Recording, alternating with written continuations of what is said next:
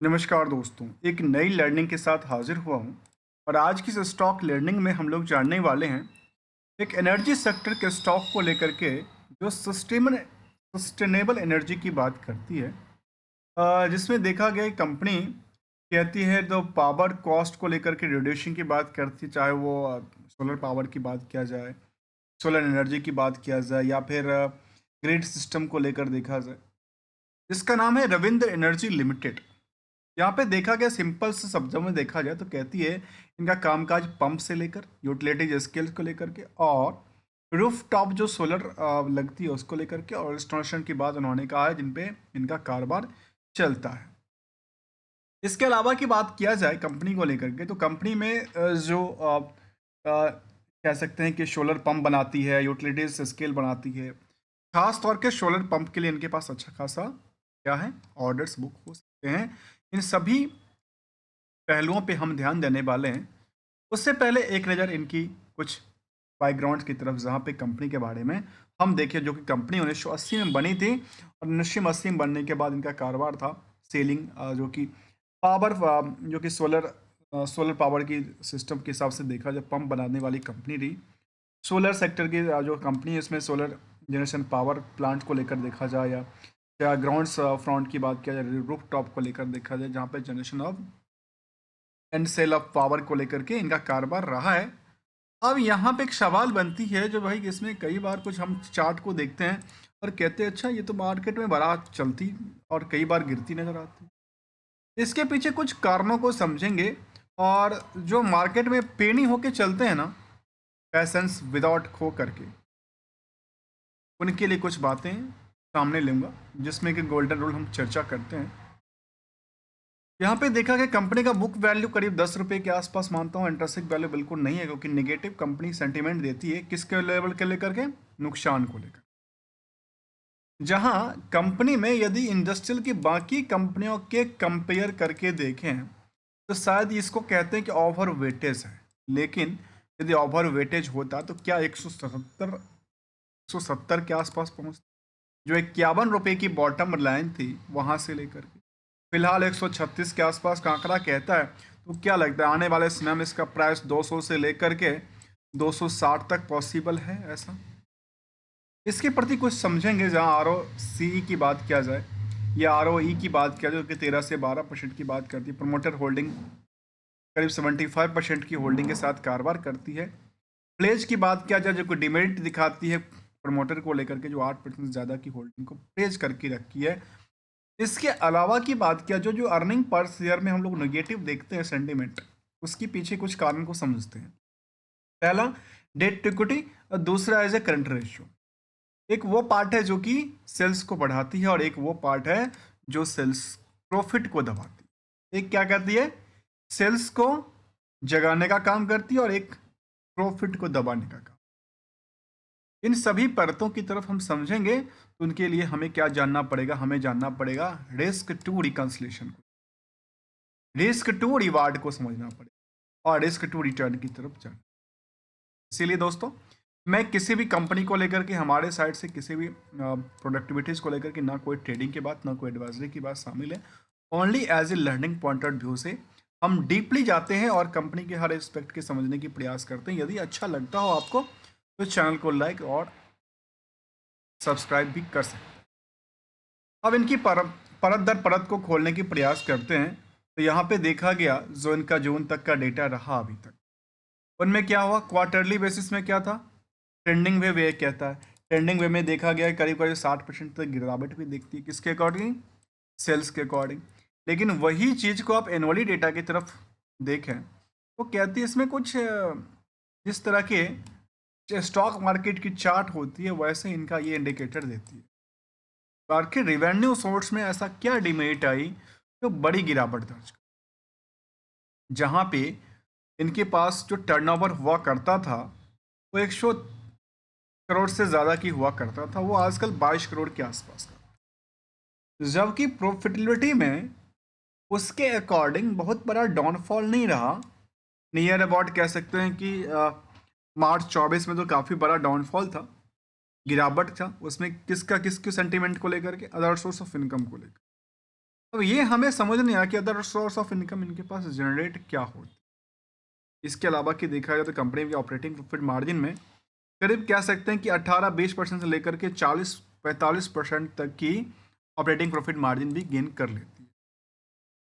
Yearly की तरफ देखें तो कह सकते हैं कि ट्रेंडिंग वेव कहता है जो कंपनी 2020 तक एक अच्छे खाते चलते थे, 2022 में भी अच्छा खासा चला था, लेकिन बीच बीच में बिल्कुल सो जाता है और सोते सोते लास्ट 12 महीने के डेटा में बिल्कुल सोते हुए निगेटिव की सेंटीमेंट में प्रॉफिट करती है, क्योंकि कंपनी का जो लॉस मेकिंग्स हैं अदर सोर्स ऑफ इनकम से उसकी दबाव की वजह से, जबकि इंटरेस्ट की पार्ट लगातार इनके पास क्या हो रही है, थोड़ा बहुत करके कई बार बढ़ती है कई बार घटती है, और इसके अकॉर्डिंग इसमें जो हिसाब से स्टॉक की चार्ट हम देखेंगे उसी के अकॉर्डिंग इसको हम समझते हैं।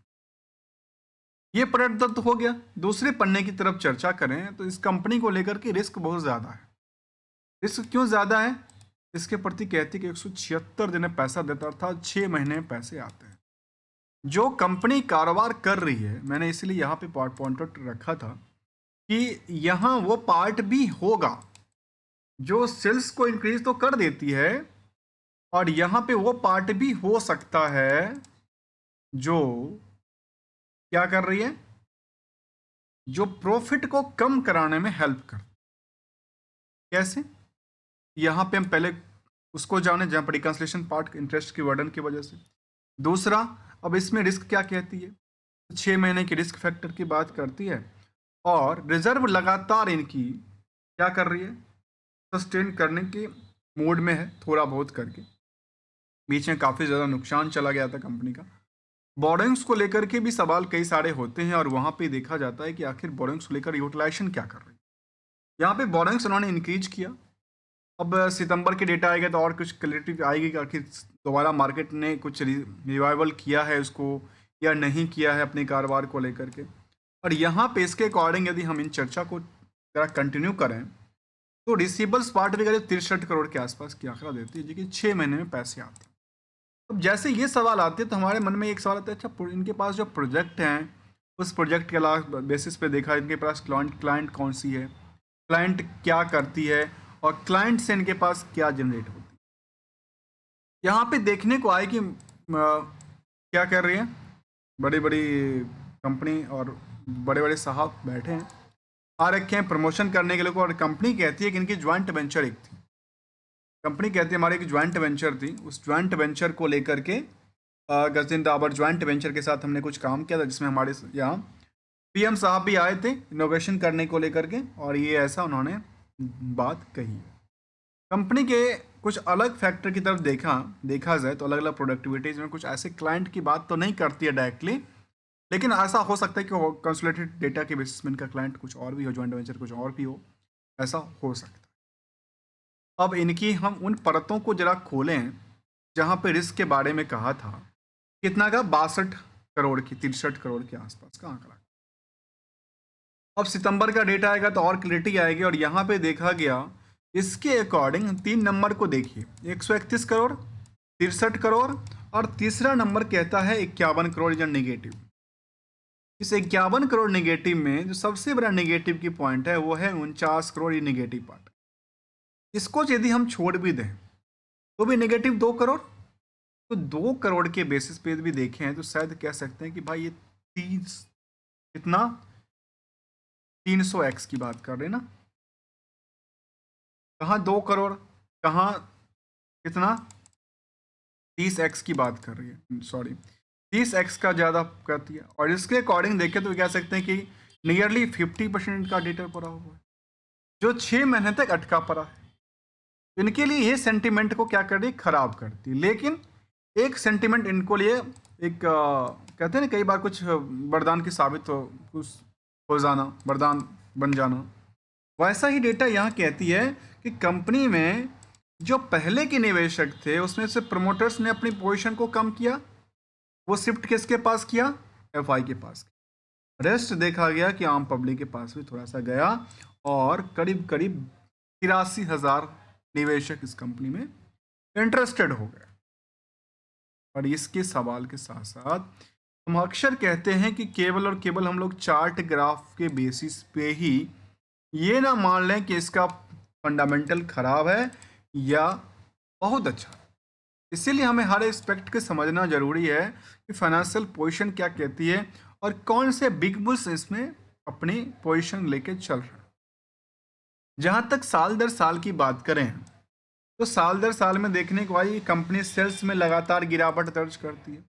यहाँ स्टॉक जो परफॉर्मेंस था प्रॉफिटेबिलिटी को लेकर के उसमें गिरावट दर्ज करती है। भले स्टॉक प्राइस लगातार बढ़ रही है, इसकी सेंटिमेंटल क्या कहती है कि सोलर सेक्टर में है, सेक्टर बूस्ट कर रही है, तो उनको भी पर फायदा हो सकता है आगे चलकर। तो आखिर फायदे की प्रति भी दो चीज़ों को देखना जरूरी है। क्या इंटरेस्ट की बर्डन की वजह से नुकसान तो नहीं बुक कर रही है? यहाँ पे देखा गया कि नहीं, इनके नुकसान के मेन वजह क्या था? Other source of income. जबकि पीयर्स में जीएमआर एयरपोर्ट्स राइट्स और इसको मिसलेनियस के अंदर कैस में रखा गया, मिसलेनियस के अंदर रखा गया, जहाँ पे तक देखा गया कि इसको रखा गया है किसके अंदर? ट्रेडिंग एंड डिस्ट्रीब्यूशन के अंदर, स्मॉल कैप की कंपनियां हैं। और इसके तरफ यदि हम इन परतों को जरा खोलें तो 16/10 को इन्होंने अलॉटमेंट किया था। इससे पहले एजीएम की बात कर रखी थी जिसमें शायद उन्होंने डिसइन्वेस्टमेंट की बात किया था और डिसइन्वेस्टमेंट इन्होंने 1 अक्टूबर को किया था। कंपनी में क्या निकल के आई? 2012 के बाद कोई डिविडेंड की पार्टी नहीं रही, मतलब निवेशक के मन में कोई भी इंटरेस्ट बनाने की बात नहीं है। लेकिन स्टैंडअलोन डेटा के बेसिस पे ऑपरेटिंग प्रॉफिट मार्जिन की बात करो या नेट प्रॉफिट मार्जिन की बात, ये कई गुने की रफ्तार से ज्यादा भागती उड़ती नजर आती। इन्हीं परत दर परत को यदि हम ये कहें कि एनालिसिस पार्ट को लेकर, तो कंपनी में कुछ डिमेरिट और मेरिट की बात किया जाता है। जहाँ पे कुछ डिमेरिट की बात किया जाता है खास करके रिस्क को लेकर के, इंटरेस्ट पार्ट को लेकर के, और बाकी कुछ ऐसा एस्पेक्ट नहीं, केवल दो एस्पेक्ट की तरफ से चर्चा की। लेकिन यदि हम रिस्क टू रिटर्न की तरफ ध्यान दें, शायद ये कह सकते हैं कि पिछले 1 महीने में 11% की ज़्यादा गिरावट किया। कब से? इस टाइम फ्रेम के बेसिस पे। लेकिन यदि इसी टाइम फ्रेम के बेसिस पे यदि हम आंकड़ा करके देखें, क्या कहती है? इसमें लगातार कह सकते हैं कि अपने बॉटम टू बॉटम को ब्रेक डाउन कर रही है, जबकि कई बार अपनी ब्रेकआउट के लिए सिचुएशन बनाती है लेकिन चल नहीं पाती है। इसके लिए अब जिन लोगों ने सेंटिमेंट के बेसिस पे बिना इसको लेकर के बिना धैर्य किए हुए एंट्री करते हैं, एग्जिट करते हैं, उनके लिए क्या सेंटिमेंट क्या है? उनके लिए हम एक गोल्डन रूल के हमेशा डिस्कस करते हैं जो हमेशा समझना चाहिए। सबसे पहले यदि हम मार्केट में आते हैं तो एक प्रिंसिपल आपको फिक्स करना पड़ेगा जो आपकी खुद की सिद्धांत होगी, किसी दूसरे के भरोसे छोड़ के। अब सवाल आता है दूसरी तरफ, जो इसमें दूसरा पड़ाव क्या कहता है? तो डिसिप्लिन मेंटेन करना पड़ेगा। तीसरी, ट्रेंड को समझना पड़ेगा। अरे यानी ट्रेंड को समझ गए, डिसिप्लिन मेंटेन कर लिए और खुद की प्रिंसिपल पे चल लिए, तो शायद इसके बाद कोई ऐसा रोक नहीं पाएगा। और यहाँ पे देखने को मिलती है इस सिचुएशन में क्या किया जाए। सिचुएशन ये कहती है, जो गोल्डन रूल ये है, जो जब भी आप एंटर कर रहे हैं उसको आप खुद के लिए न्यूट्रल मानिए, जीरो मानते हैं। बॉटम के आसपास आएगी, नीचे जाती है वहां से तो इसको रिस्क मानते हैं, ऊपरी सतह के लिए जाती है वो क्या मानते हैं? हम प्रॉफिट को बुक करके घर ले जाते हैं। रिस्क को मिनिमाइज करते रहते हैं और यहाँ पे टर्म को प्लस ग्रो को हम बिल्कुल ध्यान रख के हाइब्रिड करने के प्रयास करते हैं, तभी तो हम यहाँ से अर्निंग करके केवल कुछ एस्पेक्ट को देखते हैं। यहाँ पे सबसे बड़ी बात principle as well as financial decisions planning, तभी तो हम आगे निकलते। मिलते हैं कुछ नई स्टडी के साथ। और यहाँ पे देखा गया कंपनी में यदि हम कंपेयर करके देखें बीएससी सर्विस सेक्टर से, तो यहाँ पे इनके 1 साल में अच्छा खासा परफॉर्मेंस, और ये कंपेयर किया जा सकता है कि पिछले 6 महीने की बात करूँ तो एफडी कितने पैसे देता है? Maximum to maximum 10%। यहाँ पे 1 साल में 119 रुपये का एक्स्ट्रा मिलता है, तो यहाँ बेटर क्यों नहीं होगा? लेकिन रिस्क बना हुआ है, रिस्क के लिए हमें खुद की फाइनेंशियल के हिसाब पड़ेगा और ये समझना पड़ेगा। दोस्तों, हम किसी भी तरह की कुछ रिकमेंडेशन एडवाइजरी की बात नहीं करते हैं, क्योंकि पैसा ही आपका है और पैसे भी आपका ही राज है। विदाउट नॉलेज इसको मत वेस्ट करना ज़रूरी, मत समझिएगा। अदरवाइज एक पॉकेट से दूसरे पॉकेट में जाने में काफ़ी टाइम नहीं लगता, ये स्टॉक मार्केट की दुनिया है।